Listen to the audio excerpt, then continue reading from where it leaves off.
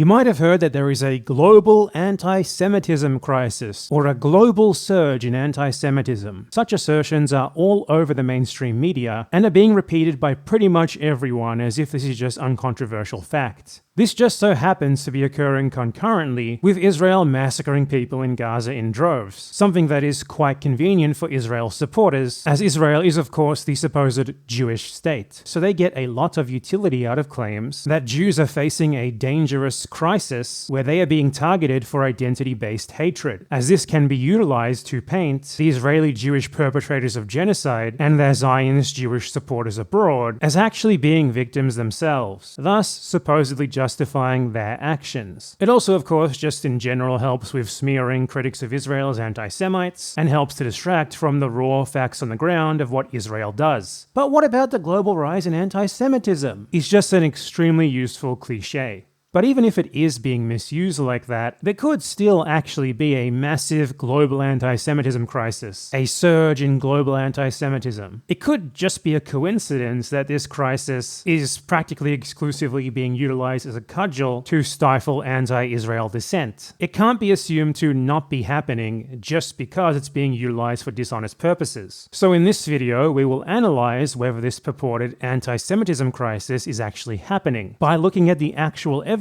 that those who claim it is provide for it. It's very rare for anyone to actually try and look into the evidence for these claims. Even many pro-Palestine people tend to just accept that there is this ever-present global anti-Semitism crisis as an uncontroversial fact that they need to specially account for some reason. Because global anti-Semitism is rising, it is not helping anyone to deny that. This ad is about, obviously, like, anti-Semitic hate rising in America, which is very real. One prominent recent example of this is the YouTuber PhilosophyTube. She made a brief statement regarding Israel's actions in Gaza in a broader video, which was mainly about the Native American genocide. And this statement is a perfect example of the kind of chilling effect that this narrative of there being a global anti-Semitism crisis has on pro-Palestine and anti-Israel speech. Let's watch. This is a bigger topic than we have time to get into today, but PhilosophyTube's audience has a diversity of political views, and I'm sure some of you will be drawing parallels between the process that the United States went through with American Indians and the process Israel has gone through with Palestinians since it was founded in 1948. Illegal settlements, crimes by settlers tolerated by government, American presidents saying they want to just move in and take over the land. Our question for today is, why is America the way that it is? And today, in America, many people are protesting the actions of the Israeli government. You may have heard people describe Israel as a settler colonial state or as genocidal, and these historical parallels are partly why they say that. I am aware that Israeli scholars have their responses, that the US and Israel are not the only countries to instantiate this pattern or something very close to it, and that a proper treatment of this subject would need to be done at length with due concern for the global rise in anti-Semitic hate crime that we've seen over the last few years. Again, much bigger topic than we have time to get into today. Now, this is an interesting statement for a couple of reasons. First, anti-Semitism is totally irrelevant to the question of whether or not Israel is committing genocide against Palestinians, or whether or not Israel is a colonial state. It doesn't make any sense to inject something here about anti-Semitism, or really anything about the religious identity or the ethnic identity of the perpetrators of such acts, regardless of what they may be, into such discussions. There is nothing in any definition of genocide or colonialism that stipulates that the perpetrators get some sort of pass if they are discriminated against in some way. And here, they certainly aren't anyway. As in the context of Israel, Jews are the dominant group. Israel is a country run by and for them at the expense of Palestinians. So it's extremely weird to say that there is a need to account for real or imagined discrimination against them when discussing these issues. It makes as much sense to bring this up here as it would to acknowledge potential anti-white sentiment in the context of a discussion about the Native American genocides, or to express your concern regarding a surge in anti-German hate crimes in regards to a discussion of the Holocaust. Such notions can only ever serve to draw a false equivalence, to distract, or to obfuscate. There's an implication at play here that there is something special about Jews, something that makes it pertinent that their victimhood be mentioned even in situations like that of the Gaza genocide, where Jews are, in fact, pretty much the furthest things they could ever possibly be from the victims. This is an example of Jewish exceptionalism, which is one of the core underpinnings of modern pro-Israel propaganda, key to ensuring that the Western public does not turn against Israel. I've explained what Jewish exceptionalism is and analyzed it thoroughly in a dedicated video on the topic that I highly suggest that you watch after you're done with this one. But for a quick short summary, it's the idea prevalent in the West that Jews are practically innately oppressed and discriminated against, and that this means that by extension, Israel, as the so-called Jewish state, therefore needs to be granted some degree of special consideration on that basis. And you can see that very clearly here in what PhilosophyTube said, because in no other case would you really ever see anyone seriously imply that conversations about a genocide or other types of atrocities need to involve some sort of disclaimer about prejudice against whatever group it is that the perpetrators happen to belong to. Secondly, it's interesting how PhilosophyTube says that some think there is a genocide, rather than outright just saying unambiguously herself that it is one. But then after that, when she follows that up with her claim about there being a surging global anti-Semitism, there is no such qualifier. There is no need for doubt. It's presented as just an uncontroversial fact. She takes it entirely for granted. There's no need to clarify that that's just some people's opinion, no need to mention potential objections to it, as she did with the idea that there's a genocide in Gaza and Israeli scholars, or even to provide any evidence herself that it's happening. It's just known. I think that deep down, even though she might be a bit iffy about saying it publicly, PhilosophyTube does think there's a genocide in Gaza. She's probably thought that for a long time, in fact. But she is unwilling to just come out and outright say that, without any caveats, in a video on her main and most prominent channel. And the reason why she's so unwilling to do so is precisely because of this narrative of there being a global rise in anti-Semitism, which she herself has surely seen repeated many times. This narrative has worked on her precisely how those who initially spread it would like for it to work. It has pushed her into carefully regulating her speech in ways that would simply never occur in any remotely analogous circumstance. Perhaps she is worried about potential consequences to her burgeoning acting career if she were, for example, to be branded an anti-Semite for not paying lip service to both sides. Perhaps she's too worried about potentially losing Zionist members of her audience to make a less ambiguous statement. Or perhaps she really has been genuinely convinced by the endless flurry of mainstream media headlines about there supposedly being an anti-Semitism crisis, to the extent that she is now actually really genuinely concerned about potentially contributing to it by noting the simple fact, without any caveats, that the Jews of Israel are genociding Palestinians for the crime of not being Jewish. But if she does genuinely believe that, then well, she's wrong to. Because there is no global surge in anti-Semitism, nor is there a global anti-Semitism crisis, or whatever other way they put this. This is rather an idea that has been constructed by pro-Israel advocacy groups and then spread by governments in the mainstream media as a conscious and deliberate pro-Israel propaganda strategy. It serves to draw attention away from Israeli crimes and to frame their perpetrators and their supporters abroad as actually themselves being the victims. And many have, unfortunately, like PhilosophyTube, fallen for this narrative hook, line, and sinker, without even so much as thinking about whether they might be getting manipulated, or how them helping to spread this narrative might actually be harmful. This video is not about PhilosophyTube specifically. She just provides us with a recent illustrative example of how this carefully constructed lie has been accepted all too easily by people who should really know better.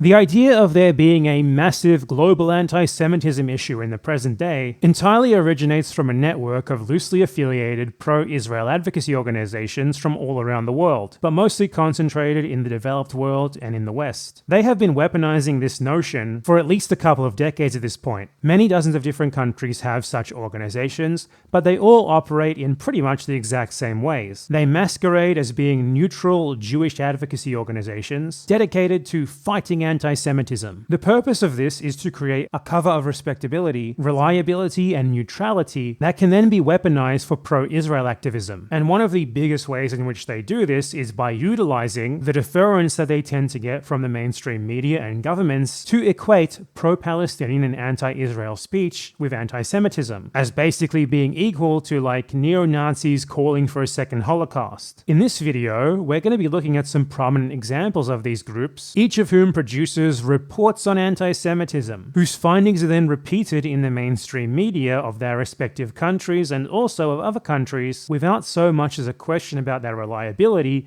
even being asked. Let's begin with an organization from the UK, because that's where PhilosophyTube is from. And also, the UK is probably Israel's second or third most significant enabler, after the US and maybe Germany.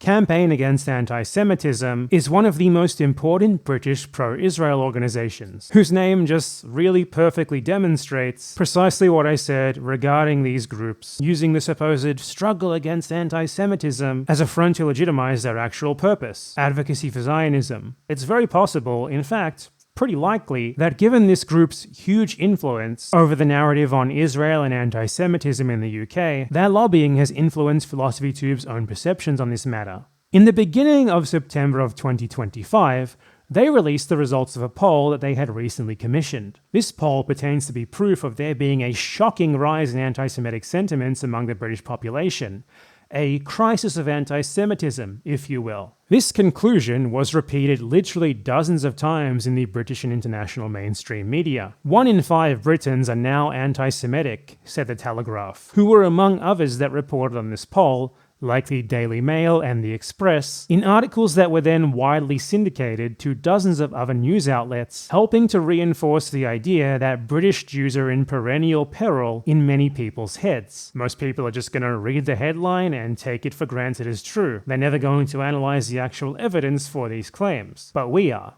If you actually look at the contents of this poll and the methodology that it uses for branding respondents as anti-Semitic, it's clear that it was designed for the express purpose of equating opposition to Israel and the Gaza genocide with anti-Semitism, and then using the vastly inflated results that this inevitably produces to spread the idea that anti-Semitism is on the rise, to generate precisely the sort of headlines that we just went over. They asked each person who was polled a series of 12 questions, and those who affirmed 4 or more of them were considered to be anti-Semitic. These questions begin, innocently enough, by asking people things like whether they trust Jews as much as they do other people in business, something that only 5% of respondents said they do not, and whether they are as open to having Jewish friends as they are friends of any other group, which only 3% of respondents said they would not be. In fact, in all of these questions, which ask people about actual anti-Semitic views that they may hold, the answers are overwhelmingly not anti-Semitic at all. So then, where exactly do they get the 1 in 5 number from? Well, it's from the other batch of 6 questions, all of which are about negative views on Israel. For example, 25% said that they would not be comfortable associating with people who openly support Israel. 45% said that Israel treats Palestinians like the Nazis treated Jews, and 29% said that Israel and its supporters are a bad influence on Britain's democracy. All of these are considered by the conclusions of this poll as equally anti-Semitic as someone saying that they would never befriend a Jew. For some perspective as to just how much they clearly intentionally skewed the results here, the 6 actually anti-Semitic statements were on average supported by just 8% of respondents. That is, 1 in 12, not 1 in 5, compared to 21% for the anti-Israel questions, which is 1 in 5. So it's clear that this poll's conclusion that 1 in 5 Britons are anti-Semitic doesn't actually mean that they're anti-Semitic. Rather, that assertion is totally carried by people's answers to the anti-Israel questions. Their answers to the actual anti-Semitic questions were far, far less enthusiastic. The point of this poll is nothing resembling an objective analysis of anti-Semitic attitudes. It's rather very purposefully designed to get the preferred result of the organization that commissioned it, and thus to give a seemingly respectable and authoritative veneer to the anti-Semitism crisis narrative, and of course to further the notion that anything anti-Israel is anti-Semitic. Funnily enough, This same organization has run similar polls going all the way back to 2015. And if you look at the results they used to get for the actual anti-Semitic questions back then, and then compare them to the results that they got in 2025, then it would appear that anti-Semitic attitudes have actually decreased substantially in the last 10 years. Not risen. Quite contrary to the idea of there being an anti-Semitism crisis or a surge in anti-Semitism. Back in 2015, for example, 11% of respondents affirmed the notion that Jews were not as honest in business as other people, compared to just 5% in the 2025 poll. And 25% affirmed the notion that Jews chase money more than other people, compared to 14% in 2025. Hilariously, they had to start including more anti-Israel statements in their polls to keep their desired conclusion of there being an anti-Semitism crisis going, because their own poll results indicate that anti-Semitism is actually significantly less prevalent now than it used to be. The only thing that's actually gone up is anti-Israel sentiment, as you would expect, given the genocide. Now, I'd love to be able to compare these numbers to similar polls regarding people's attitudes to other groups in the UK, or in most other places for that matter, because I would hazard a guess that many other minorities face prejudices from far more than just 8% of the population, as well as actual systemic government oppression that is much more serious than just negative interpersonal feelings are. But these sorts of polls, surveys, studies, and databases of anti-group attitudes or incidents are only really carried out and spread with any sort of frequency in regards to anti-Jewish prejudices by pro-Israel organizations. That should maybe give us a bit of a clue as to whether or not there's an effort to manipulate public opinion to further a broader political goal involved here.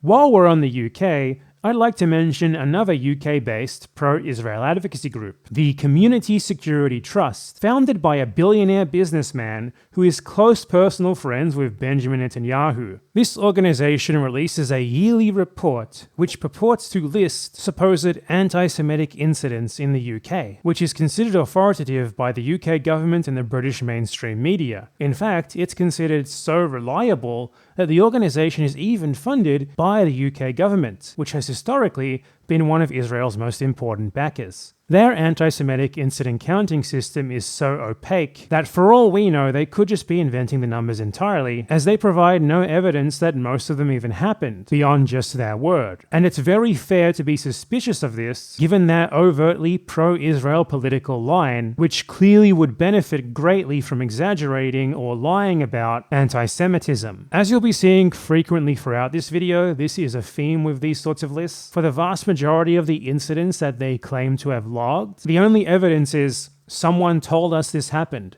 trust us. Among the alleged incidents included in their report, they state that 327 of them were people comparing Israel to the Nazis, which is a perfectly valid opinion to hold regarding Israel's actions. Zionists like to state that this is somehow by default anti-Semitic, not because there's any real validity to the idea that it is. Their argument for it is basically, it hurts my sensibilities because the Nazis killed Jews, rather than any real objective assessment on whether Israel does things that could be compared to what the Nazis did in any way. The fact of the matter is, if someone looks at the Gaza genocide and is reminded of the Holocaust, then that is simply an opinion based on their own assessment of the facts, not anti-Semitism. A great way for Zionists to avoid being compared to the Nazis would be to not do things that remind people of the Nazis. The real reason for their objection to this comparison and their attempt to make it impermissible by branding it anti-Semitic, one is just that it's useful to pad the stats, and the second, more significant one, is that they are well aware of the sort of power that this comparison holds, given the perception of the Nazis in Western societies as like the ultimate evil. And so, in a rather pathetic attempt to shut down any potential use of this powerful comparison that immediately resonates with most people, they lazily brand it as anti-Semitic to try and discourage people from making such comparisons, and now all of a sudden, their anti-Semitic incident list is now padded by 327 such examples of comparisons of Israel to the Nazis, with each one of those instances being considered as an equal anti-Semitic incident to stuff like neo-Nazi assaults on Jews. Something worth noting before moving on here is that this report specifically states that they consider it an anti-Semitic incident if anti-Israel or pro-Palestinian speech occurs near or at Jewish institutions. This might seem reasonable at a glance if you don't really think about it very much, but the fact is that the vast majority of Jewish institutions, including even synagogues, are overtly and proudly pro-Israel. If pro-Israel institutions are targeted with anti-Israel protests, then that is simply a protest based on their politics, regardless of whether they're Jewish or not, and cannot immediately simply be discounted as anti-Semitism. In no other circumstance would it be considered automatically hate speech or even discriminatory at all to protest an institution for its political positions. For example, pro-choice for abortion protesters have frequently targeted Catholic churches, because the Catholic Church is very famously against abortion rights, and the notion that such protests constitute hate crimes rather than just political protests based on that institution's political positions is scarcely taken seriously at all, let alone really put forth much. Yet protesting at, or even just around, Jewish institutions which support Israel, including, in some cases, outright material support for the IDF, the military doing the genocide in Gaza right now, is widely considered to be not just off limits, but also anti-Semitic hate crimes. For an example of this from the US, a synagogue named after the founder of political Zionism, Theodor Herzl, was targeted with anti-Israel graffiti. This synagogue, which as its name indicates is openly pro-Israel, runs campaigns to donate supplies to IDF soldiers currently doing genocide, and frequently posts pro-Israel and pro-IDF propaganda on its social media pages. They refer to IDF soldiers genociding Gaza as our soldiers. Yet despite the fact this is very clearly a pro-Israel institution that, no exaggeration, provides material support to the IDF, anti-Israel graffiti on their building was immediately branded as an anti-Semitic hate crime by everyone who reported on the story, by the FBI, and even by some supposedly pro-Palestinian political commentators such as Owen Jones, who described this as little more than age-old anti-Jewish hate. No other possibility was even entertained, and this is a pattern that is repeated over and over and over. Clear political protest against institutions that support Israeli genocide is painted as anti-Semitic, as if there could never possibly be any valid reason to protest a Jewish institution, because Jews are, after all, an exception. And it wouldn't surprise me to see people brand this part of my video here especially as anti-Semitic, though they're probably going to do that for the entire video, just for even acknowledging the possibility that there can be political rather than anti-Semitic reasons to protest Jewish institutions. A notion that would not at all be controversial for any other identity group. So the overall point here is that the Community Security Trust claims to take special care in their anti-Semitic incident report to differentiate between anti-Zionism and anti-Israel speech and anti-Semitism. But given their very clear political agenda, and the fact that it's evident that they don't actually do that at all, you'd have to be a complete moron to trust their judgment on this. And that report is entirely based on the reader trusting them as a source and trusting their judgment on what does and doesn't constitute anti-Semitism. So it's pretty much just completely bunk. It's a minority of actual, real, well-evidenced anti-Semitic incidents thrown in with a majority of incidents for which there is little to no evidence or outright no evidence, and a ton of supposed anti-Semitic incidents that aren't anti-Semitic incidents at all and that are just anti-Israel political protest or anti-Israel political speech. The same is true for every single one of these anti-Semitic incident reports.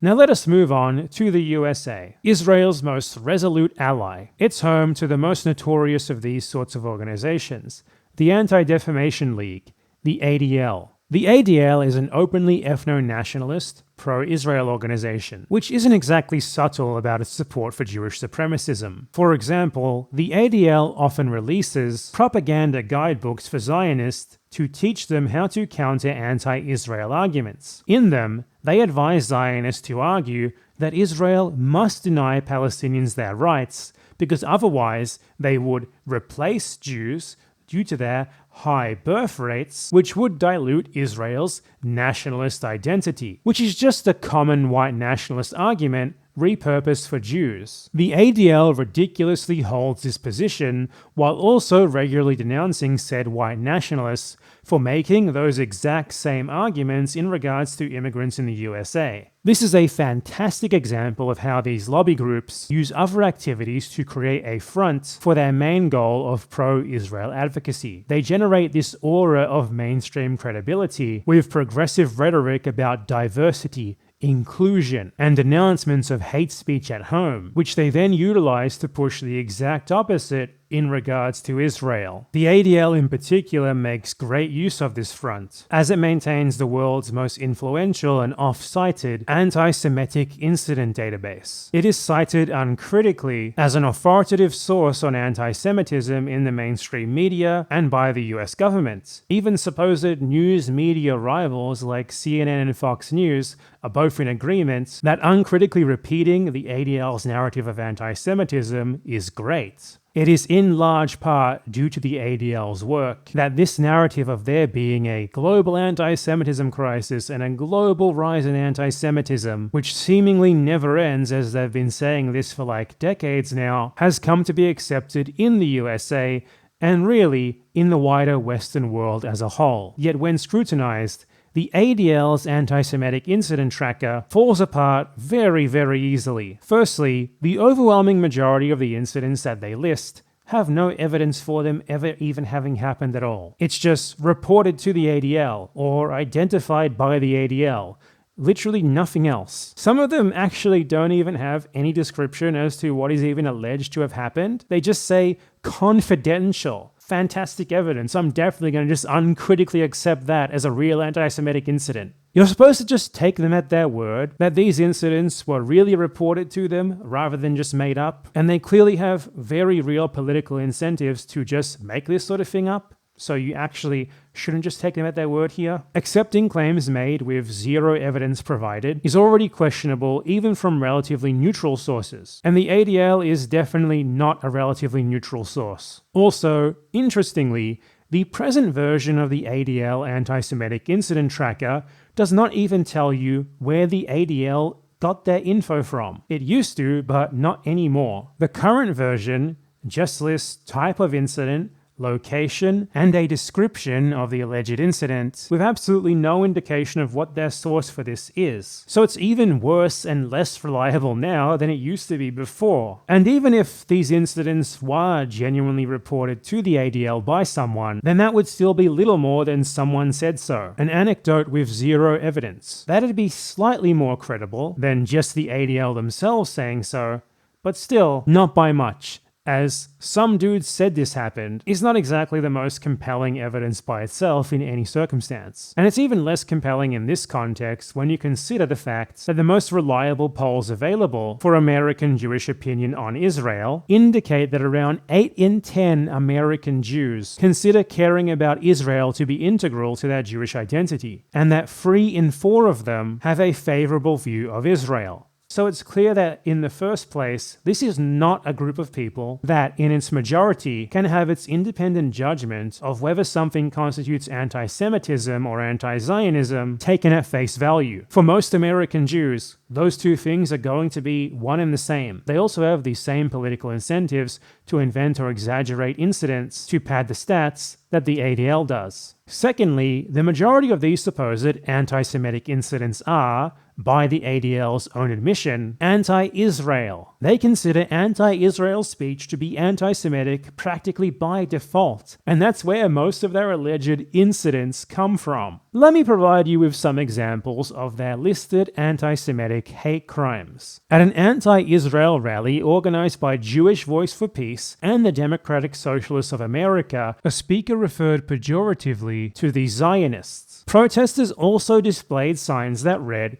"From the river to the sea, Palestine will be free," a slogan commonly used to call for an end to the Jewish state. So, according to the ADL, thinking that being a Zionist, that is, a supporter of a Jewish supremacist ethno-state, is bad is by default anti-Semitism, and being against the existence of a Jewish supremacist ethno-state that privileges Jews at the expense of others is also anti-Semitism. The rest of these are really just self-explanatory. I don't even need to provide you with any extra context. At an anti-Israel rally organized by Free Palestine Eugene, protesters displayed signs that read, "Zionism is fascism." At an anti-Israel rally organized by Islanders for Palestine, protesters held signs with messages that included, "End the Zionist apartheid." A sticker was pasted on a street sign that read, "Zionism is terrorism." A flyer that read, "Zionism is terrorism" was posted in a public area. At an anti-Israel rally organized by the Palestinian Youth Movement and the Party for Socialism and Liberation, protesters displayed signs with messages that included, "Zionism equals apartheid." At an anti-Israel rally organized by the Party for Socialism and Liberation, protesters displayed signs with messages that read, "Resistance against occupation is a human right." I could go on for a while here because there's literally thousands that are like this, but you get the point. For the ADL, calling Zionism terrorism, saying that resistance is a human right, saying that Israel does apartheid, or pretty much any other instance of anti-Israel political speech, constitutes an anti-Semitic incident that is counted equally in the total to, say, neo-Nazis marching through the streets and hailing Hitler, or screaming racial slurs while committing a hate crime assault. So it's clear that they have concocted a narrative here of there being an anti-Semitism crisis in the exact same way that the other two examples that we went over did. Lastly, it also bears mentioning that there are no other organizations doing something similar to this to count alleged hate crimes against other groups of people. This means that there is a complete lack of any point of comparison, which gives these anti-Semitic incident trackers the privilege of people not having any perspective from which to judge whether the number of incidents that they allege to have happened is really even that high relative to what other groups face. The hysteria and moral panic that they clearly aim to create is just considered warranted by default as a result of this total lack of perspective. Even the 9,000 supposed anti-Semitic incidents that the ADL counted in its most recent hilariously padded incident list would probably not seem quite as weighty if it were to be compared to a similar database that logged all instances of, say, anti-black speech and other such hate crimes. But lucky for the ADL, no such database exists.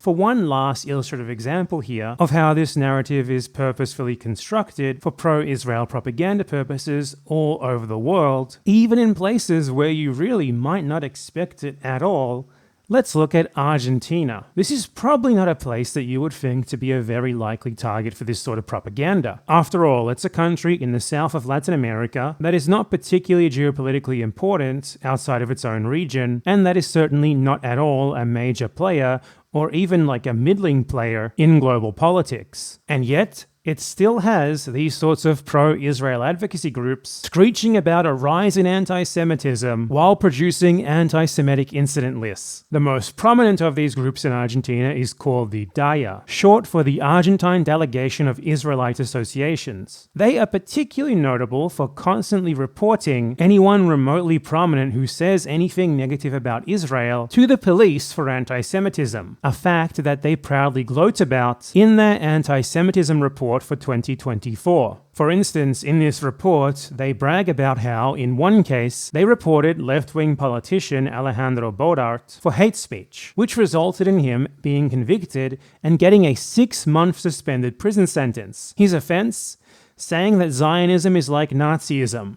Just like with the UK and US examples, the DAIA's claims of rising anti-Semitism in Argentina are always uncritically repeated in the Argentine mainstream media and parroted by the Argentine government, helping to manufacture an alternate reality in the minds of the public in which the country's prominent and very much not oppressed Jewish population are somehow actually massively oppressed and in endless peril, just like Jews in pretty much every other country are also framed as, in order to paint the genocide in Gaza as a defensive action by a globally marginalized population. The DAIA's list of purported anti-Semitic incidents in Argentina is even more brazenly stupid than the other examples that we've gone over up until this point. And that's saying a whole lot. The vast majority of them actually aren't even alleged to have happened in real life. Rather, they are just social media posts, the vast majority of which are just people saying negative things about Israel.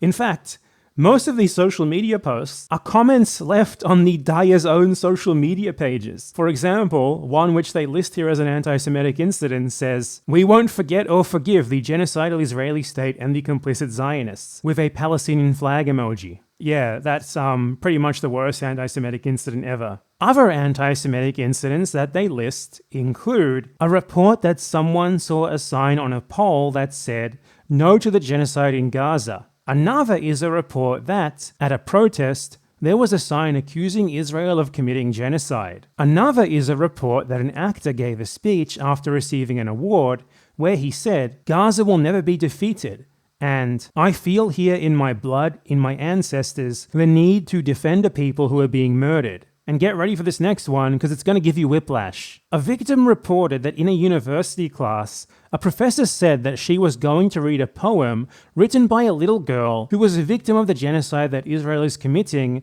against the Palestinian people in Gaza.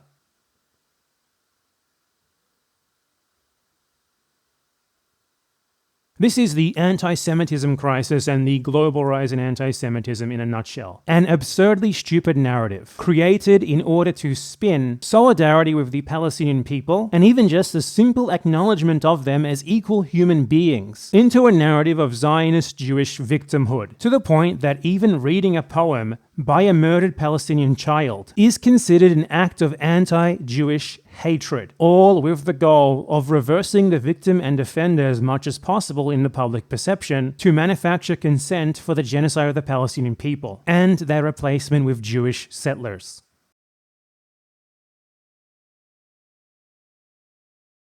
One more thing that I want to address here before I reach the conclusion of this video is something that people who simply cannot let this narrative go often resort to bringing up once it's pointed out that they're uncritically citing the bunk data from the sorts of pro-Israel organizations that we've gone over here, the FBI hate crime statistics. The logic behind their counter-argument is that while organizations like the ADL and many others might be biased and unreliable, the FBI is somehow more neutral and thus more reliable. So if their data also indicates a supposed surge in anti-Semitism, then the narrative must be true. So okay then, let's analyze the FBI hate crime statistics for the most recent completed year in which they are available, January 2024 to January 2025. At a glance, it does seem like there is a wildly disproportionate amount of hate crimes against Jews relative to other groups. However, there's a lot more to it. As I'm going to demonstrate, that assumption falls flat once we analyze the data further. For example, you might notice something a bit weird here. Anti-white hate crimes are listed as the 5th most common type of hate crime in the USA, pretty much equal with anti-Hispanic or Latino hate crimes. Remember, this is at a time where ICE is literally roaming around the USA, rounding up random brown people under the assumption that they are Hispanic/Latino, and the government is actively trying to whip people into a racist fervor against them. So it is a pretty ridiculous notion that white people get hate crimed as much as they do, and this is a strong indication that there is something very wrong with this data set, and that it should be taken with a grain of salt from the get-go. And this is a symptom of how this data is just innately flawed. Firstly, because it is based on reports, not even investigations, let alone actual convictions, actual crimes that are proven to have taken place in a court of law. So if someone files a hate crime to a law enforcement agency that reports statistics to the FBI, it's going to be counted here, regardless of whether or not there is actually any evidence for it, beyond just the reporter's word, or any remotely objective assessment of whether it actually constitutes a hate-motivated crime or not. This means that it exhibits the exact same problem as the anti-Semitic incident list that we've gone over. It's based on a pure self-assessment of what constitutes hate against Jews, and no evidence of actual anti-Semitism, or that anything even actually happened, is required for an alleged hate crime to be counted here, especially among the less serious ones, like verbal crimes and vandalism. So if a Zionist Jew sees a sticker on a property that says Free Palestine and then files a police report for hate crime vandalism or intimidation, that would be counted here as an anti-Semitic hate crime. And as I went over earlier, we know for a fact that the FBI themselves and other American policing institutions investigate anti-Israel speech as anti-Jewish hate crimes. So the FBI themselves are clearly complicit in manipulation in service of this narrative, and their statistics are hardly an objective source on this matter. Secondly,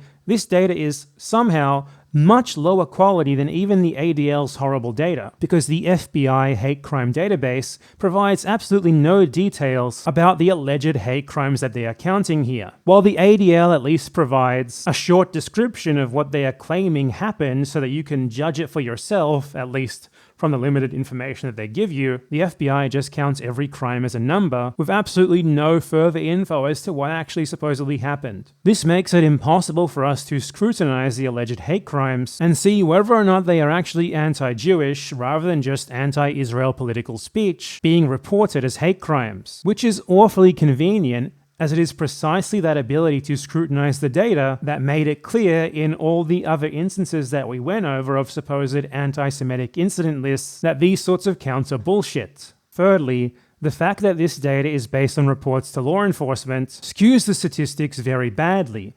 It makes them proportionately look much worse than they really are for groups who have little to no reason to mistrust or fear the police. The Southern Poverty Law Center, for example, in an article which they wrote regarding flaws in these very FBI hate crime statistics, noted that many groups are unlikely to report hate crimes due to mistrust in the police, mistrust that white people and Jews do not have, something which greatly skews these statistics to look much worse for those groups than they otherwise would. This can be corroborated by looking at the types of the alleged offenses against Jews versus other groups. Other groups, such as blacks, Hispanics, and gays, invariably report a very high proportion of violent crimes, such as assaults. For example, of 1,247 reported crimes against Hispanics, there were 661 assaults, more than half of the total, and 35% of the total reported hate crimes against blacks were assaults. Yet for Jews,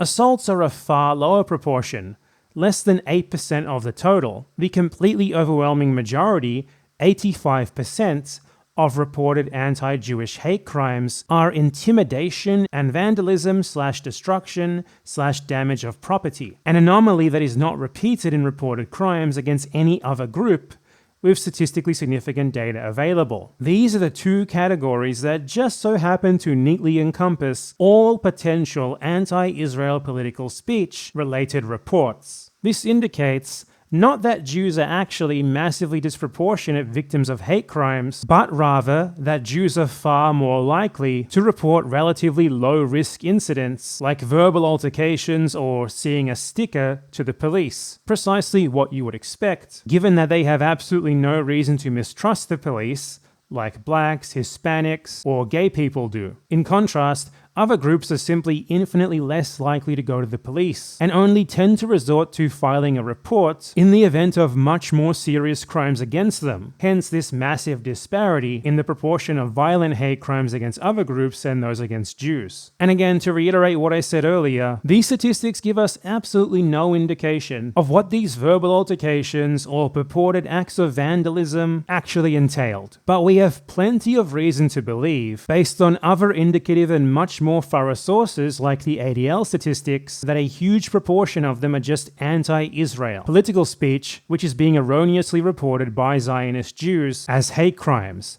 something which American law enforcement agencies seem all too happy to facilitate, given how often they investigate anti-Israel political speech as anti-Jewish hate crimes. And we really have no reason to believe otherwise here, given that the ADL's much more extensive and complete dataset, which doubtlessly includes many of these same incidents, but with at least an actual description as to what purportedly happened, indicates precisely that indeed, the vast majority of these incidents are actually just anti-Israel. So these statistics are pretty clearly being skewed by Zionist Jews who go to the police about their feelings being hurt because people said bad things about Israel. But other groups, such as black people, are way less likely to go to the police for things that could be encompassed under categories like intimidation and vandalism. If we delve deeper into the statistics for assaults, which are by far the most statistically significant type of violent hate crime counted here, and we look at them proportionate to population, then these statistics, if anything,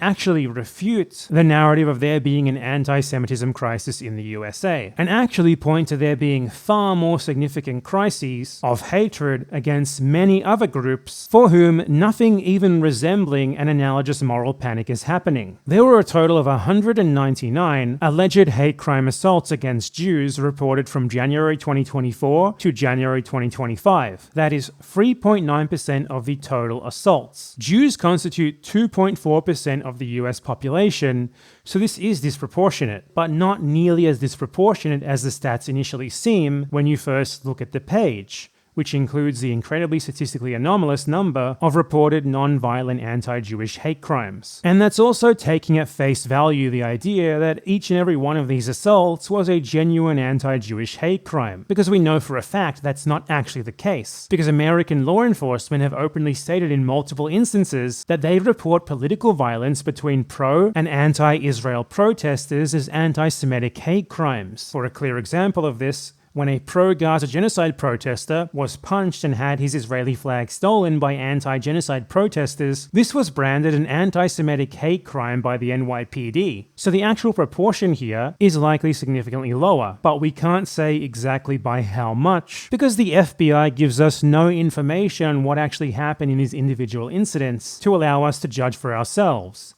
How convenient. For a very revealing comparison here, in the same time frame, there were 152 anti-Arab and anti-Muslim assaults. I'm counting both of these together here as it's only fair to do so, given that anti-Jewish religious and ethnic hate crimes are themselves counted together in these FBI statistics with no distinction, and Arabs and Muslims are conflated by those who hate them in much the same way as Jews are. Given that perception in the West, it is incredibly unlikely that anyone would be looking to commit a hate crime against Arabs without also meaning to target Muslims. So that constitutes 2.9% of all FBI reported hate crime assaults in this time period, while Muslims are about 1.3% of the total US population. So if we take these FBI statistics at face value, then people perceived to be Muslims are clearly at a more disproportionate risk of hate-motivated assault compared to Jews. And yet, there is nowhere near the same level of noise being made about an anti-Muslim hate crisis. In fact, there is pretty much none being made at all.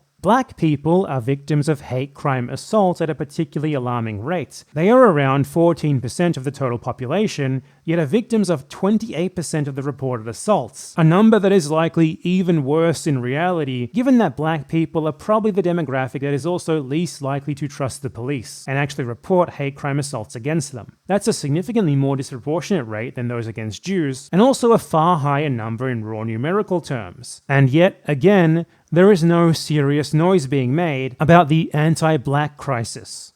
I wonder why. It was already abundantly clear, even before we got to the FBI statistics, that the idea of the anti-Semitism crisis and the global rise in anti-Semitism was concocted by pro-Israel advocacy groups due to its usefulness for pro-Israel propaganda purposes. And looking more closely at these FBI statistics, as incomplete and largely useless as they may be, which are often used as supporting evidence for this narrative, it only becomes even more clear that it is an inorganic, constructed narrative created for propaganda purposes, rather than being a rationally grounded, proportionate response to what's actually happening. These FBI statistics are somehow even lower quality evidence of the supposed anti-Semitism crisis in the US than the ADL statistics were, and that's saying a lot.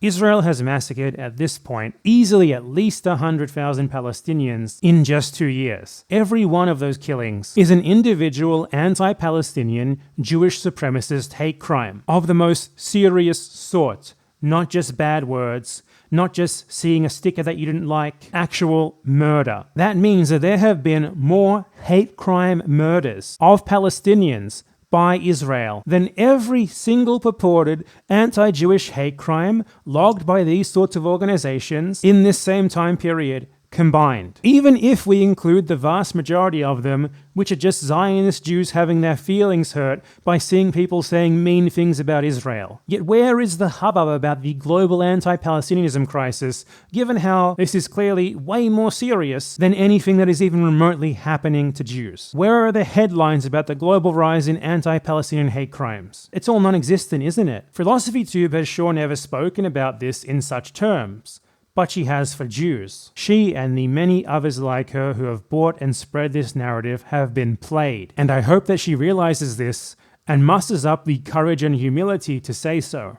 Daniel Raab is an American Jewish man from Chicago who spent many years campaigning about the alarming global rise in anti-Semitism, such as seeing people on his university campus criticizing Israel. He was a member of a pro-Israel campus pressure group that lobbied his college administration to fight anti-Semitism. The totally 100% real anti-Semitic incidents that he complained about were doubtlessly reported to the ADL and included in their yearly anti-Semitic incident list. Raab later moved to Israel. There, he received instant citizenship and a plethora of ethnic privileges purely because he was born Jewish, all at the expense of the Palestinian people. He then joined the IDF to satiate his desire to kill Palestinians firsthand in the name of Jewish supremacy. In late 2023, Raab invaded Gaza. There, he single-handedly massacred multiple members of the same Palestinian family who were out looking for scrap metal to sell in order to raise money to buy food. He lined up his shots and hit each of them in the head one by one with his sniper rifle as they came to assist the previous members of their family who he had shot. Raab freely and openly admitted to his crimes on camera when he was shown drone footage of them and asked whether he was the perpetrator, a poor victim of the anti-Semitism crisis. Michael Starr is a Canadian Jewish writer from Toronto who has spent years writing articles denouncing global anti-Semitism, which he lists in his autobiography as one of his specialties. He frequently writes articles that cite the very anti-Semitic incident reports that we've gone over here as authoritative evidence that Zionist Jews like him are an imperiled and marginalized victim group. This one here is an article that he wrote about the worrying surge in anti-Semitism based on the ADL statistics that we went over here. Starr moved to Israel in order to receive ethnic privileges for being Jewish at the expense of Palestinians back in 2009. He immediately joined the IDF to brutalize them firsthand. In 2023, after Israel's attack on Gaza began, he re-enlisted, eager to contribute to the Jewish supremacist genocide. He wrote an article about his experience doing genocide, where he outright admits to killing a Palestinian teenager in Gaza who was looking for food. Being a narcissistic Zionist, he of course tries to frame himself as some sort of victim, even when he's recounting a literal murder he committed. He wrote, "The young man I had killed couldn't have been much older than 18. He was in civilian clothes. He was unarmed. My heart sank when inspection of a bag dropped by one of the men revealed foodstuffs inside. These people walk among you. It is them and others like them whose propaganda efforts and claims of victimhood have convinced many of you, despite the total lack of evidence, that there is an anti-Semitism crisis. There is such a direct link between this narrative and the Gaza genocide that you can literally find people like these two who have spent many years spreading that narrative and who are in fact still spreading it, who literally went to genocide Palestinians firsthand, in part enabled by that propagandistic lie. You have to be way more vigilant about obvious bullshit propaganda narratives. You have to ask actual questions about them. Otherwise, you might inadvertently contribute to a genocide. This is the sort of thing that political commentators and big-time online, politically charged content creators who likely consider themselves to be pro-Palestine, such as PhilosophyTube, should have been able to clock immediately, or should have at least thought to fact-check, and it's very worrying that so many of them have just completely failed to do so. Those who fell for this need to take a step back and think deeply about what led them to accept so readily such a simple and easy to refute genocide-enabling propaganda narrative, one that had already been refuted before the Gaza genocide even began. The information was already out there. What is it that stopped them from searching for it? It is extremely disappointing that they didn't even think to check whether there was any evidence for this narrative, where it was originating from, or to think about the propagandistic purpose that it might serve. It is unfortunately still extremely and really irrationally important to many people, even well-meaning pro-Palestinian people, that Jews be seen as an eternally oppressed and imperiled population. It's become ingrained in the Western psyche in the last 50 to 60 years or so to see Jews in this extremely reductive way. The average Westerner knows practically nothing about them beyond the Holocaust, and many seem very attached to the belief that nothing has changed in their circumstances since then, when in reality they have changed a whole lot. When you talked about anti-Semitism, it meant, does it affect your job opportunities? Does it affect your access to certain institutions of higher education? Does it affect where you're going to live? Does it affect negatively your interactions with the law? That's what anti-Semitism meant. They were quantifiable, palpable, lucid expressions of this phobia, whatever you want to call anti-Semitism, okay? By that reckoning, can you name me a place in the United States where a Jew would have trouble purchasing a home or renting an apartment? Name me one place. I'd be curious.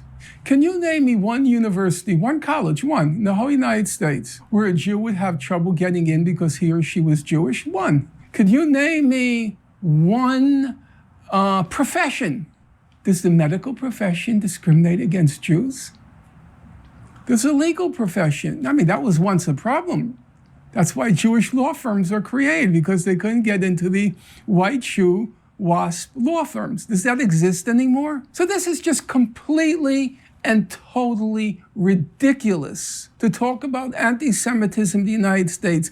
On the contrary, being Jewish gets you into professions. It's an asset in our society. In publishing, being Jewish makes a big difference. You know what they used to call the New York Review of a book? They called it the New York Review of each other's books, and they were all Jewish. These sorts of false perceptions of there being an endless anti-Semitism crisis and Jews endlessly being in constant peril are very advantageous for Israel and its Western allies. And that's precisely why these narratives have been harped on for decades, to allow Israel and its many Jewish supporters abroad to play the victim, when in reality, they have been creating millions of victims. The concocted anti-Semitism crisis is a very prominent and very direct example of this. Unfortunately, some people will never be convinced, regardless of how much the evidence clearly refutes them. Jewish exceptionalism is simply far too ingrained, and bizarrely, such a core part of their very identity as Westerners, that it's gotten to the point that for some people, seriously questioning it is just unthinkable for them, as painful as it would be for a devout religious person to question their faith in God. But I still have faith that at least some of you who've gotten this far in this video might have actually learned something here and might actually be seriously questioning what you previously believed. And I especially hope that you've realized that in holding and spreading these beliefs without ever actually investigating them, you may have inadvertently harmed a cause that a lot of you hold very close to your heart. Thanks for watching.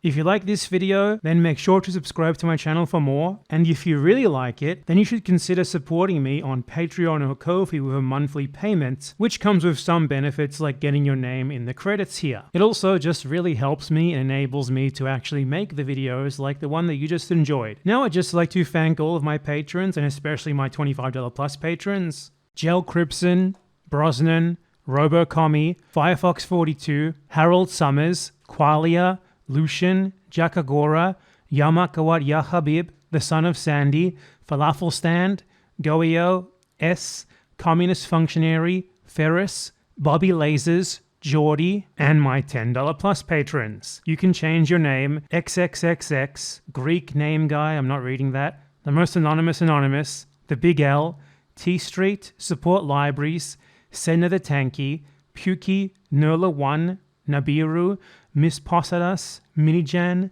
Megan Lowndes, Matthew Mahorik, Manuel Kigel, Luis Bravo, Lorenzino, Kisesi Drew, Kieran Goodwin, Can't Care Less, Johnny Rocket, Jizdog, Jane, Jay, Hector Obregon, Happy Nephron, Goran Ersegovic, Gareth Miguel, Gabba Gundam 4444, Lashy, Eric Macdans, Eric Perkins, Aramis Goodspiel, Comrade Nat Boulay, Cockled Badger, Brave Neurosis, Billy Harbour, Big Little Man 12, Obama, Bicep, Asma B, Alex, Adrian Celares, Adrian Nasu, Mira, Atuin, the Empanada Brigades, and Purple Chernobyl. Thank you. See you all next time.